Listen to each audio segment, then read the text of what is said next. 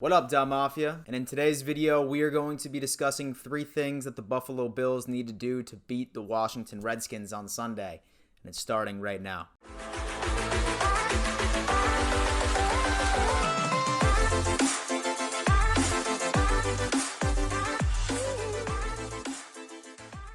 Welcome to another edition of the Dumb Mafia Report, ladies and gentlemen.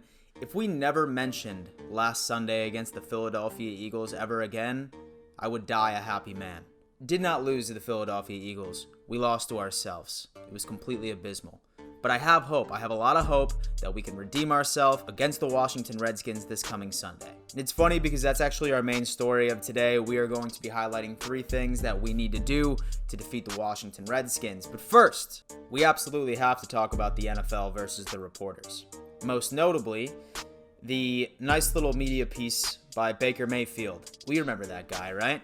In fact, I'm pretty sure a lot of Bills fans were disappointed that we chose Josh Allen right over Baker Mayfield. You still feel that way, bro? I'm not sure if Rex Ryan's statement of Baker being overrated pushed him into a downward spiral of mediocrity and rage, but he really ended up letting this one reporter have it today. And now I don't want to get copyrighted, so I'm just going to paraphrase this interview for you.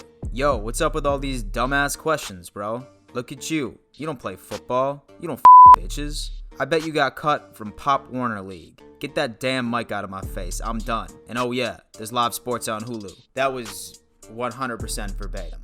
See, I do really feel bad for Baker. I do think that he is a talented quarterback, and in his defense, I just think that Freddie Kitchens could barely bring a junior varsity team to a winning record at this point. He is just a god-awful coach. And our boy Baker was not the only one that was firing shots during press conferences today.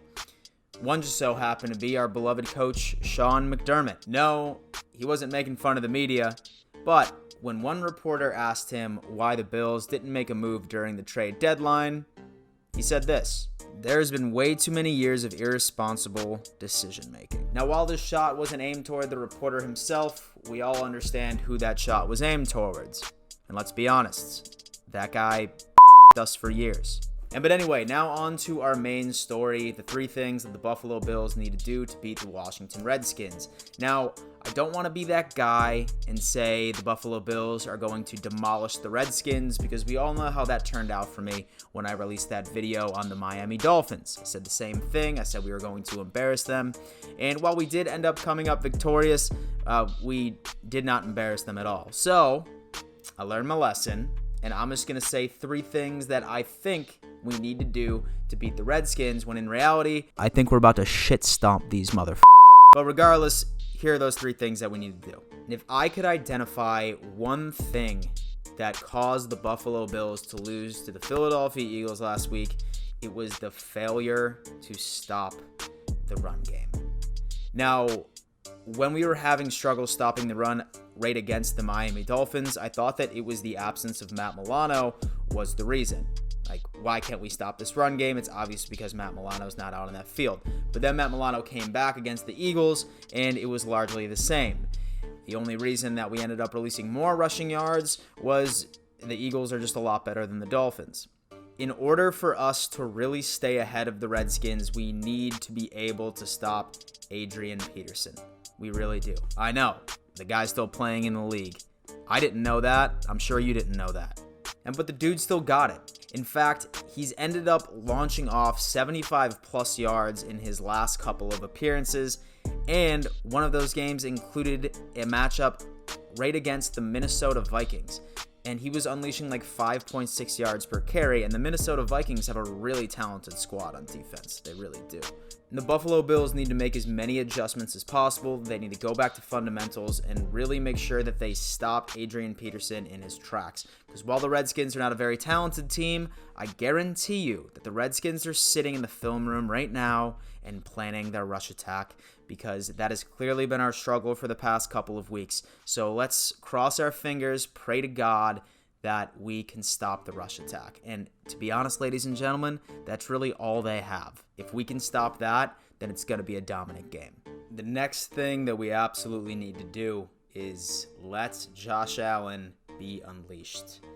Now, I do understand that he has shown improvements from last year. There's no question about that. But last game was not too impressive. Maybe it had to do with the weather. Maybe it had to do with some play calling, maybe. But if there's any game at all this season, I know that I said this during my last Eagles video, but if there's any game this season where Josh Allen can finally come out and flex his muscle, it's going to be against the Redskins. The Redskins are allowing the highest completion percentage in the entire league against opposing quarterbacks at 72.7%. And it's no question, because the Redskins defense is struggling on all facets of the game right now. Yes, they have Josh Norman. I think that he is just a mere shell of what he used to be, especially when he played against Carolina. But if Josh can completely come out and just dot up that defense, then I think we have a very, very good shot of being able to put 30-plus points against this team, which in my opinion is exactly what Josh needs so we can go into the second half rate of our schedule, which I personally think that he needs to. Not to mention, they are also allowing one of the highest QBRs in the league against those opposing quarterbacks, 99.9. So if there's absolutely any game that Josh can absolutely ball out, it's going to be against this Redskins defense. Last but not least, we need to activate the rush attack. I want to see more than 20 rush plays throughout this game, and I really want to see Devin Singletary be activated. Say that Josh doesn't have a big game in the air, we can make up for it in the run. Where the Redskins struggle with defending the pass, they also struggle tremendously against defending the run. Basically, their entire defense is just string cheese. So whether or not that we need to split the touches between Frank Gore and Devin Singletary, that's exactly what we need to do. We need to control the line of scrimmage, and we need to take control of this game early and never look back. And I'm really excited to see what the Bills are going to do, and I can't wait to see how the Bills respond, especially coming off that loss against the Philadelphia Eagles. Well, guys, thank you again for tuning in to yet another edition of the Dow Mafia Report. I really think that the Bills are going to win this one. I think we're going to go 6-2, and I think our schedule is very promising, and we're going to be making a really deep ride within the playoffs. I know that sounds biased, but I mean, I would be disappointed if we didn't make it to the divisional round, which I honestly think that we will. Say that you want to support this channel, then just go to patreon.com/Dan Mitchell. This is exactly how I'm able to bring you continuous NFL and Buffalo Bills content. Let's go Buffalo.